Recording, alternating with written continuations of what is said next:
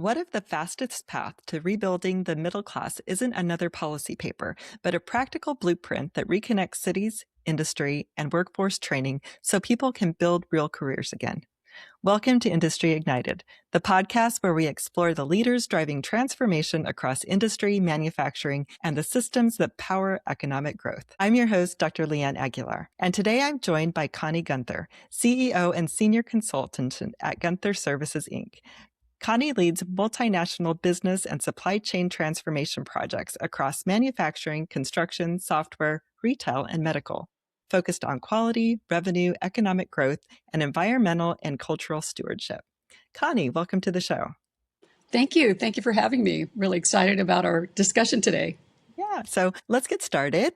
Tell me a little bit about yourself. You grew up between Mexicali, Imperial Valley, and San Diego, and you built your career in highly regulated, high-stakes industries. How did that early cross-border bicultural foundation shape how you lead and how you see systems? Definitely. Yeah. Growing up Imperial Valley, San Diego, Mexicali, Mexico. So I was exposed early on to how different countries, people, their culture, their food, and really understanding that, there's regulations also driving different countries. And so that exposure really helped me understand to be more resilient, to be able to have the agility to pivot to any kind of country culture. And also to have, empathy, because in Mexico, I saw a lot of poverty. And I could see that there's definitely a need for preservation of cultures and our stories. So that was definitely an influence into my leading international teams.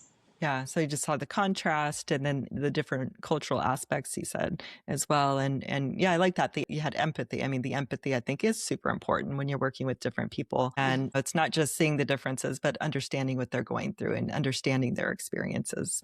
And, so you started in aerospace while working during the day and going to college at night, eventually earning an MBA in technology. What did that season teach you about grit, opportunity, and what it takes to earn credibility in manufacturing? Definitely. Oh my gosh. That was what I used to call the starving student phase in my life, where I was really focused on the goal and being able to finish college and pay for that on my own. And so I had the opportunity to work at Goodrich Aerospace. Before it was Roar Industries and then Goodrich, and eventually it was bought out by Collins and Raytheon. So that company really taught me how you need to have credibility in a career and get exposure. And so even though I was looking at going to school for advanced degrees and eventually getting my MBA, it was the hands-on operations, the rotation through actually building product, working with people, that the touch labor aspect that really taught me that it's more than just a degree that builds the credibility and trust and those opportunities. People need to feel comfortable that you're learning how to produce a technical product and be trusted advisor to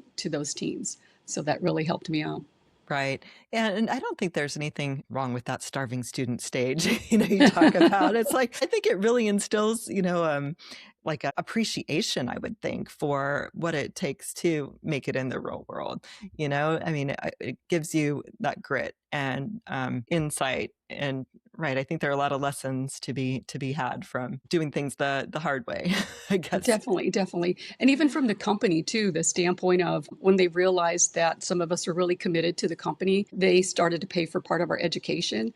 And that just made me more committed to the company itself. I felt that in that trade-off that they're interested in my ability to contribute to the company, to the financial commitments that they had. And they were also helping me out financially to pay down my debt on, school books and education. And so it was definitely a really long-term career with them because of that. Yeah. So that like two-way investment, like you're investing in the company, they're investing in you. And then that creates like that loyalty and trust and right, a bond and a commitment that wouldn't otherwise be there. Exactly. Yeah. Yes. So your career arc is fascinating. Programmer to manufacturing, engineering to operations, rotations, and then into corporate roles, traveling the world, assessing suppliers and manufacturing sites. What was the moment you realized you were becoming a systems builder, not just a functional expert? I think looking at that corporate role where I was traveling all over the world to different suppliers, looking how our manufacturing systems and our suppliers were all integrated into this web. Because I went to different countries. I went to Mexico, Asia, Europe, and it's the variety of different kinds of manufacturing talent in those countries. And so I was able to really see how we're interconnected and how there was a lot of dependency once you did move your product to be manufactured in another country, that you had to have good relationships with that country in order to be successful and have your product built on time and to the specifications and regulations that are driving all those manufacturing processes. So it was quite a aha moment that it wasn't just go build a product and ship it out the door. It was like everything was so interconnected.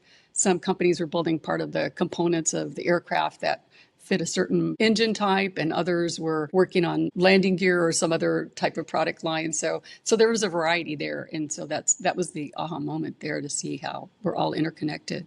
Yeah, the interconnectedness and I would think communication is super important too. I'm just the systems for communicating, especially when there are different languages involved and different I mean, what insights did you gain, from that, just seeing how communication was run?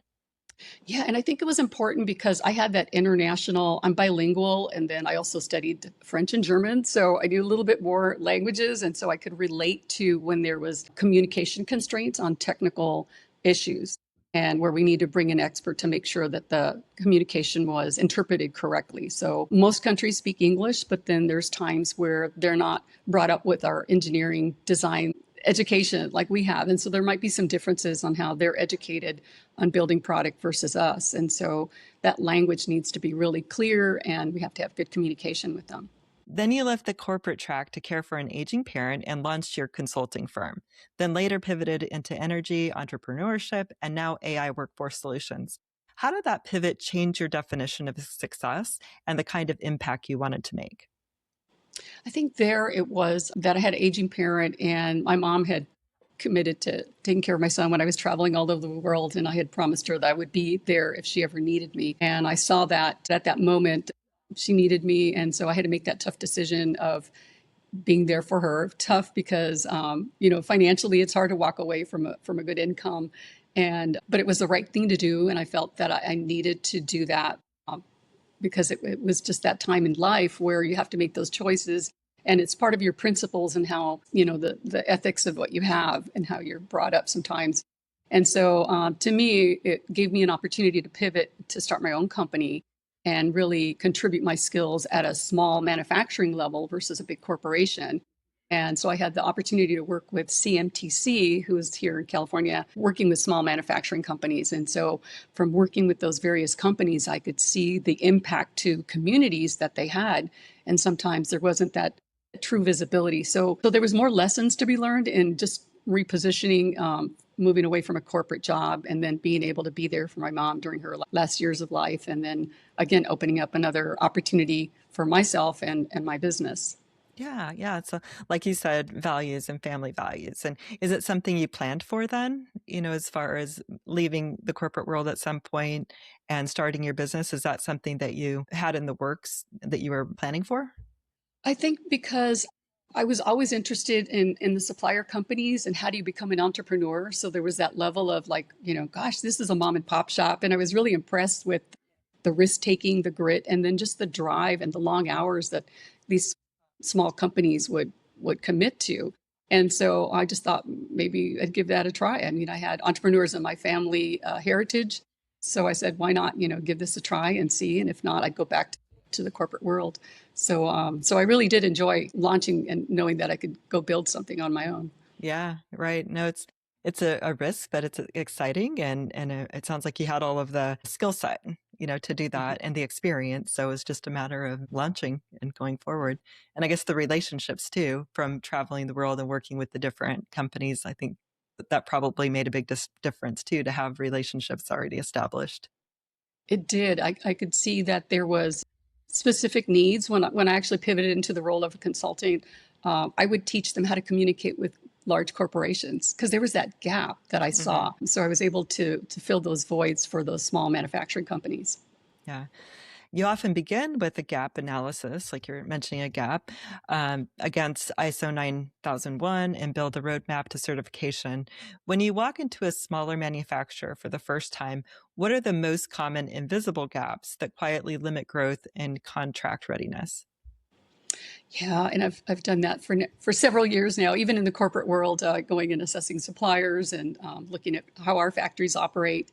And there's always that tribal knowledge of people just doing things because they've done it for so long. Sometimes it doesn't make it into the quality management system documentation. And so that's an important gap to really determine, like, what is the qualifications of that person that's going to be building the product for your company, and making sure that your requirements get filtered down into what they're actually building, and so that there's traceability of the paperwork and the documentation, and that the person has the right skill sets to do, the right thing when they are building the product, that not taking shortcuts and then impacting the quality of your product when it is in service.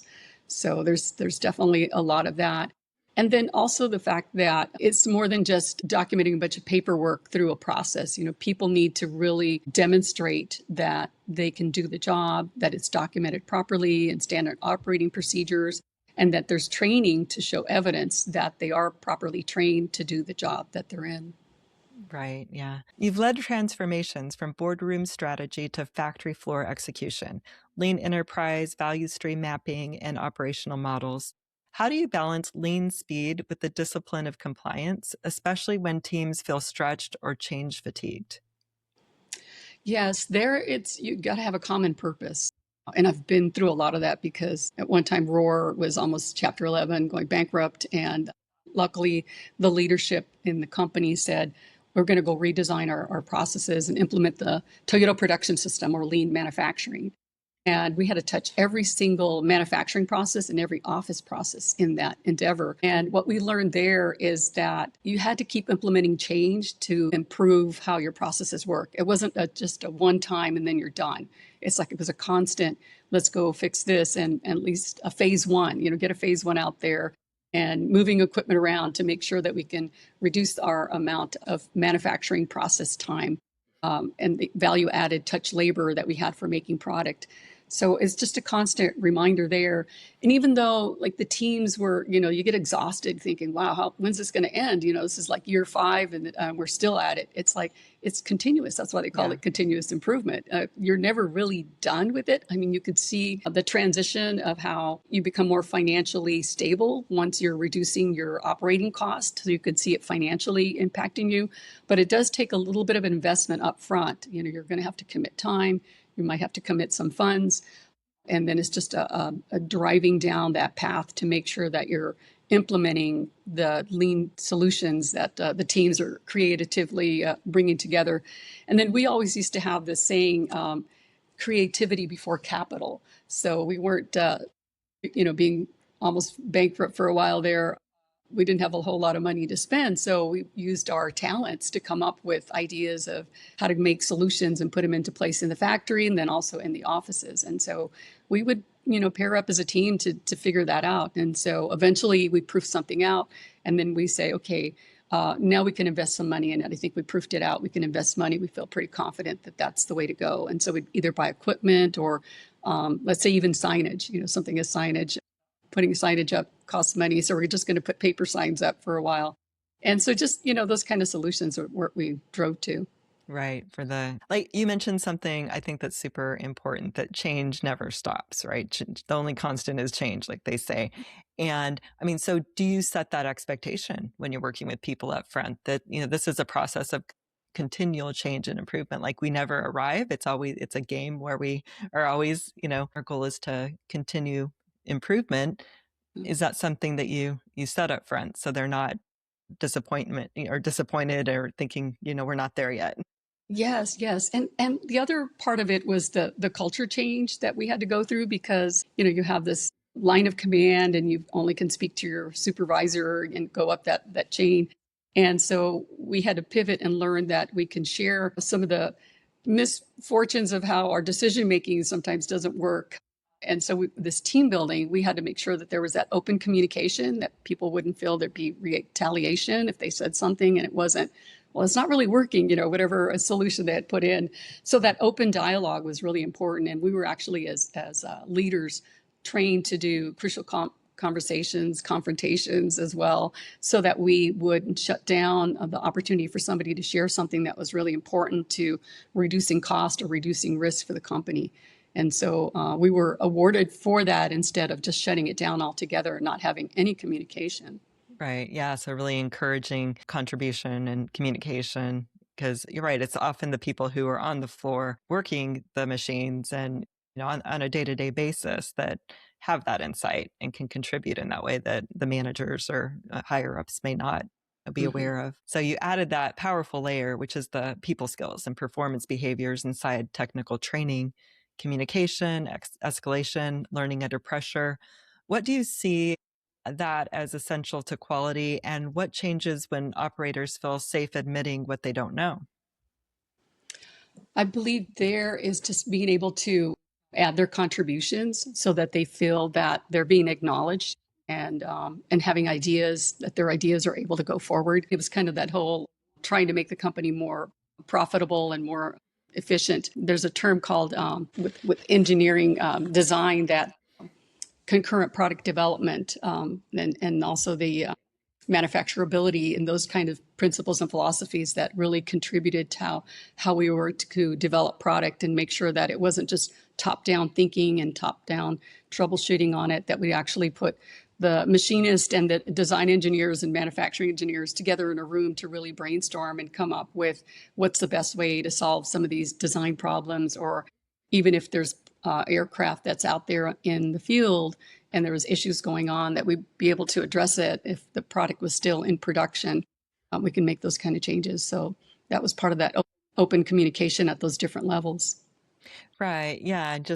So people feel like they're not going to be shut down if they contribute, or, sometimes it's hard to admit also if something's going wrong or it's not working. They feel partially responsible. What do you do to create safety in communication? Yeah, and that safety was that was part of our philosophy. We called it the PEP philosophy was at the time, and so we all went through the training where we went from being what we called a wrestling team to a golf team. So we knew Okay. that courtesy, don't step over the line here, just have respect when somebody's speaking. And so it took us a while because we were kind of from the Wild West almost when we were starting out as a company, and it took us a long time to really get our organization in shape and being efficient and building trust in each other as a team. But once we did, it was a very profitable company. And before it got bought out, it was definitely really turned it around, a real profitable Right. company.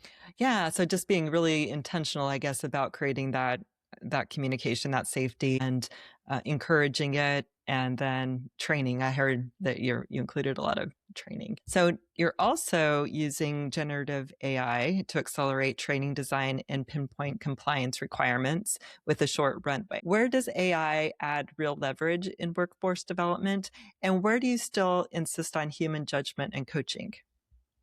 Definitely, yeah. AI is a good game changer for when you have high risk and you have a lot of regulated industries, and you have a short runway. You're trying to get things done in weeks or days, not years.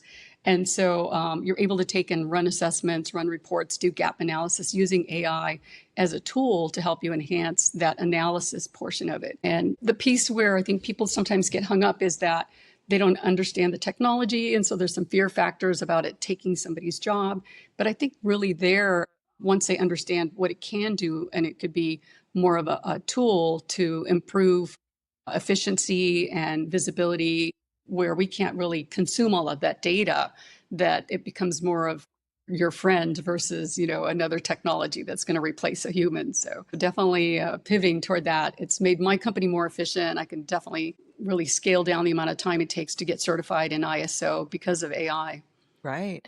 Yeah, and I think it can add quality as well, and often it's adding layers of knowledge. Because it's learning from what you feed it as well, and so it becomes better at understanding, um, your own company, communication processes, all of that. And so, like you said, not only helping make people more efficient, but improving the quality of their work and improving the speed at which they learn, I think, as well. Yeah. And it is embedded in a lot of tools now. There's tools for measurement, coordination, all tools for inspection Hmm. that are integrating AI as part of their complementary solutions for the analysis. So that's going to really help with any kind of corrective actions that may have to take place. And you're trying to figure it out with the human eyes sometimes don't catch everything, where with AI complementing that, it can analyze a lot of data and give you some solutions there that could be,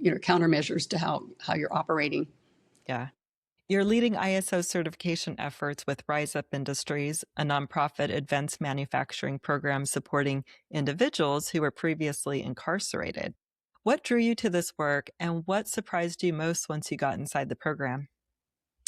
Definitely saw that the leadership and the people in the program were so engaged going forward that they really wanted to help turn around our industry with careers in machining, CNC machining. And it was a really clean shop. And I walked around. It just kind of reminded me of the days when I was in the aerospace, the corporate world, and how we were efficient and how we were producing product. And we had more control as a country, really, of our future and our middle class. And so I saw that as an opportunity that I wanted to jump in and be part of that solution. And I think having the administration that we have now with reshoring and the initiative to let's go build the middle class again, I'm first in line. I mean, it's like I was the one that was out there outsourcing, and now I wanted to be first in line to really help a company like Rise Up Industries prove that we can have that middle class group again of communities, but then also have the jobs that we need to have to be viable in those communities. Yeah. Now, Rise Up's model blends real production work with an 18-month apprenticeship style training pipeline. Why is that learn while producing model so effective? And what does it teach trainees that classroom only programs can't? Definitely, I know from experience, I ran an apprenticeship program in aerospace for over 10 years, and it was welding, painting, machining, just the whole variety in operations. And having that hands on experience in the shop, troubleshooting, putting out fires, knowing that you have all these issues with equipment or with products or even customers, that's a real good lesson in the real world. And when I saw that Rise Up was actually doing that, they're training, they're not, it's just not a classroom kind of a style. So it's more than just theory and trying to memorize, what's on a blueprint and that they're actually troubleshooting if a tool is not being installed properly. How do you go fix that? And so they're up and ready once they finish this 18-month program. And they're really good instructors that are part of what they're learning in machining. So I saw that as a great opportunity. And really going forward, we should be doing more of that for manufacturing. Right. Yeah. And is that program only in your area, only in Southern California, or is that an California or nationwide program? This particular company is in San Diego, but there's other companies similar. I think there's one in Los Angeles as well that deals with previously incarcerated individuals. And I think there might be other ones across the US, but I'm not very familiar with them. Okay. Now you've connected reshoring and outsourcing decisions to long-term community outcomes, jobs, purpose, homelessness, and the erosion of stability. When you look back on the outsourcing era you helped execute, what do you think leaders underestimated most about the long-term ripple effects? That was a really aha moment for me when I went to Rise Up, and I had the opportunity to talk to the individuals there and how they ended up becoming incarcerated. And it was an aha moment for me because they were telling me how a parent or grandparent, somebody that had responsibility over them, had lost a job. And there was, poverty and depression and hanging out with gangs, making the wrong decisions, ended up on drugs. And I thought, wow, this is because we outsourced all these jobs and there was no replacement for these communities. And so I thought, in the corporate world, we were just driving to let's go, reduce our costs and get our work out there and our products all over the world and have all these agreements and work, globally. But at the same time, we were cutting off the paychecks for these families, and we were really impacting our own communities into a point where we have homelessness, we have mental illness, we have drugs. So I'm seeing that those actions of outsourcing have created the environment that we're in right now, and that we've got to reverse it by creating jobs where there's purpose, there's a future for the young generations, that they know that Yeah. these jobs are going to be around for the long term for them, that they'll be able to buy a house, they'll be able to buy a car, all the things that I had the opportunity of doing that will bring those back for them. Yeah. Right. So just really seeing the firsthand the impact and the consequences long term, and like you said, a ripple effect, the outsourcing ultimately created within the community. Yeah, Hmm. and now reversing it. So, if a manufacturer wants to hire from second chance pipelines but has concerns about risk, reliability, or culture fit, what standards, support systems, and leadership behaviors make these programs successful for both the employer and the employee? Definitely Rise Up. I know they have criteria to make sure that that person's going to be committed to going through an 18-month program. It is a paid program. And so they are selected to make sure that that person meets the requirements that they have for that. And then from an employer perspective, because of all the training, the employer is getting somebody that's going to have hands-on experience. They'll know how to work with the types of materials and even the equipment that may be in their shop. In fact, they have state-of-the-art equipment. It might be even better than some of the companies that are out there if they haven't replaced it. But they are working with state-of-the-art equipment. They are learning the latest machining technologies, and they're learning everything that I had seen in the past in aerospace that was a requirement to produce good quality parts and to the regulations and to the standards and specifications that customers want. Yeah. And you've said cities shouldn't operate as purely consumer economies, and you've seen regions specialize successfully, electronics here, assembly there, by aligning industry plus education and infrastructure. If you could advise mayors and economic development leaders, what would a manufacturing strategy plan include, and what should they stop doing immediately? Yeah, so definitely I'll start with the stop doing is today's environment. They have different groups going off. One group going off and kind of putting the plans together for the roads and the infrastructure, somebody else working on workforce development, and another group may be working on separate for housing and all that. And they don't work collectively. And so I see that as a gap because when I travel the world, I see how other countries were enamored with how do you court, the United States to come build. They put it all together. And that's where I saw a gap was for us is that we should be putting this information all together so that we're doing an analysis. We're looking at do we have the roads, we have the energy requirements, the water requirements for operating, the people for operating a manufacturing type of business here, and how big can it get, right? Because companies want to be able to scale sometimes. Or is it more of a service based community that can't really handle the logistics of trucks coming in and out? And all of that really needs to be pulled together so that we have in this manufacturing plan where we're looking at all those elements of what does it take for a city to do those assessments and make sure that they have the infrastructure and the capital investment and operating that. And really to hold that leadership of the city accountable for making sure that they're creating jobs. I think that's important. It's more than just passing laws and raising taxes. I think to show that there's evidence that they're going to bring in companies and bring in the jobs that are going to help to sustain not only their jobs in government, but also for the community and the infrastructure that's needed to be maintained. And so when that's lacking, which is what I see in San Diego, it's like we don't have that big industry anymore like we had. That really depletes the budgeting and the money. And so I see the domino effect. It raise more taxes. And so we're not getting all that revenue, come up with a new tax. And so I think that needs to really be rethought again for mayors and people in those leadership positions, workforce development, to really Right. rethink that, to streamline it better. Right. Yeah, that makes sense. Now, you're also building bridges between sustainability, compliance, and economic growth. How do you help leaders see sustainability not as a cost center, but as a competitive operating model? Yeah, and I think that's where in the lean manufacturing world, I really looked at how do you take and look at the total cost of what you're doing to operate, because you may have an idea that these regulations are adding more cost to your operation, but they're actually helping you to really reduce your waste, to reduce how much time it takes to make something. And so from that standpoint, it's to really pivot and use the lean tools to kind of reevaluate how you're looking at sustainability and whether you can really streamline some of those processes so that they're not so financially depleting of how you operate. Yeah. Now, Connie, finally, final question. I know you're preserving cultural history through technology and digital solutions while also rebuilding industrial capability. What ties those worlds together for you? And what legacy are you trying to leave through this work? Yeah, definitely.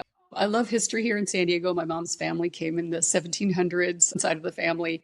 And so I love all the culture and all of that and been able to digitize a lot of that history, technology, working, building teams to preserve history. And it really parallels what I do in industry with work. And I can see that the combination of the two is how you really revive a community. So I like that role that we're able to contribute not only to preserving our culture, history, and stories of the challenges and successes that we had, but then also how companies can revive and become more efficient, learning from those same kind of strategies, those same kind of technologies that could be implemented as well for companies. And so I really love both. It's like they really parallel in both. So yeah, I just really enjoy it and really enjoy it and really enjoy working with people and technology. Yeah. And it's moving so fast. I mean, everything is growing and evolving and so much change. It is, I guess, always learning. I think that's the takeaway is just to always be in that state of curiosity and learning from the past, remembering the past and the lessons from the past, but then embracing the future and what technology has to offer. Yeah. Yes. So, any final takeaways or words of advice for those wanting to get into the world of manufacturing? Yeah, so definitely, there's risk in it, but I think it's very rewarding. And I would love to see more companies. I'd love to work with more companies to take you through that path so you don't feel like it's overwhelming because I've been through those hard lessons. I can help you get through those shortcuts and not put a lot of time and waste into something that maybe somebody else may not have experience like I have. That's one of the pluses is like I've been in large corporations, small companies, and so there is a lot of lessons in that. But smaller companies can definitely we need them, and they can definitely pivot a lot faster than the larger corporations. So I look forward to seeing more companies out there joining us in manufacturing. Great. Well, Connie, thank you for joining me. Thank you for your time and for bringing both clarity and courage to conversations that sit at the intersection of industry, workforce, and community resilience. So thank you so much for being here with me today. For those who want to connect with you and learn more about how you can help through Gunther Services, how can they find out more? So I'm on LinkedIn, Connie Gunther or Connie Gunther, and then also my website, Gunther.services, is also where you can reach out to me. Great. Well, thank you again. Thank you. And for our listeners, if you enjoyed this episode, please subscribe to Industry Ignited and tune into the next one because these are the leaders and ideas shaping what's next in industry. Until next time, stay bold, stay curious, and keep igniting industry.